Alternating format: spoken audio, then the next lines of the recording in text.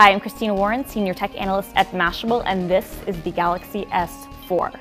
The Galaxy S4 is Samsung's latest smartphone, and it is one of the biggest smartphone releases of the first half of 2013. The physical size is very similar to the Samsung Galaxy S3.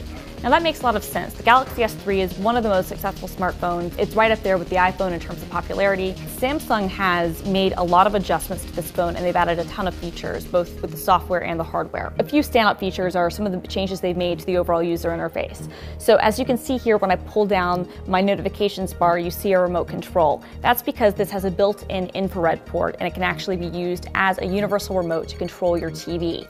Now what's cool about this is that it doesn't have to be a Samsung TV. It can basically work with any television, receiver, or cable box. Basically, it's just one more reason why the smartphone is the device that we can carry with us every day to use in our lives, whether it's in the living room, the bedroom, for phone calls, for communication. You can kind of do everything with the phone.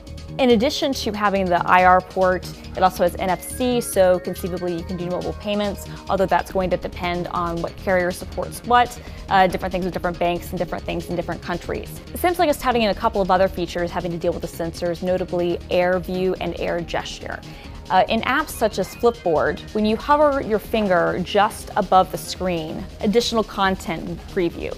This works in all the official Samsung apps and other apps in the Samsung ecosystem. It's an interesting method of showing off additional information. It basically works because the capacitive sensor on the phone has been cranked up, and when that's enabled in compatible apps, just simply hovering over brings up more information.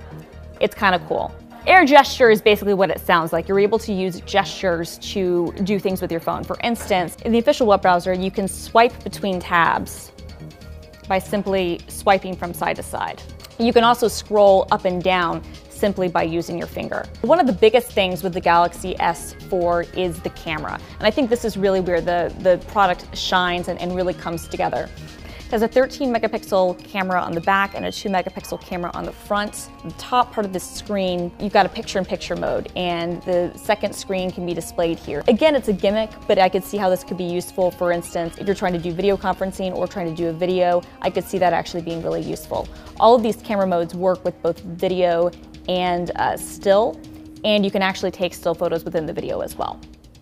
In addition to that, there are also some new camera modes that are pretty snazzy. There's something called Sound and Shot, which will create a picture and then let you record up to 8 seconds of sound afterwards. That will be appended to the image, and it will only play back kind of correctly on Galaxy S4 cameras or other Galaxy cameras that get a software upgrade, but other people will get a WAV file or an MP3 file or something that can play it back.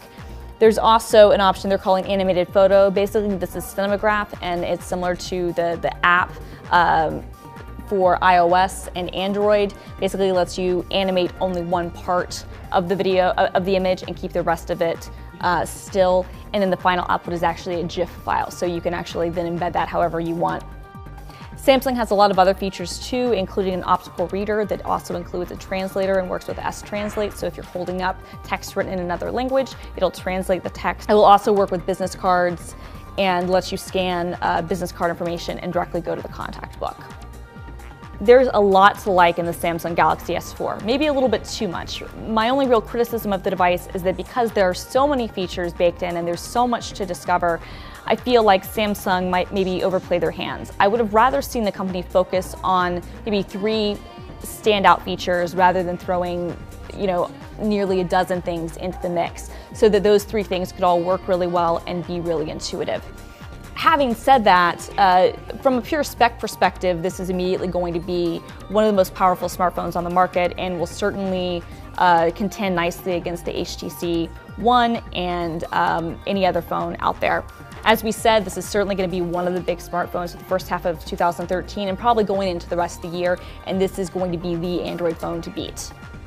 For Mashable, I'm Christina Warren.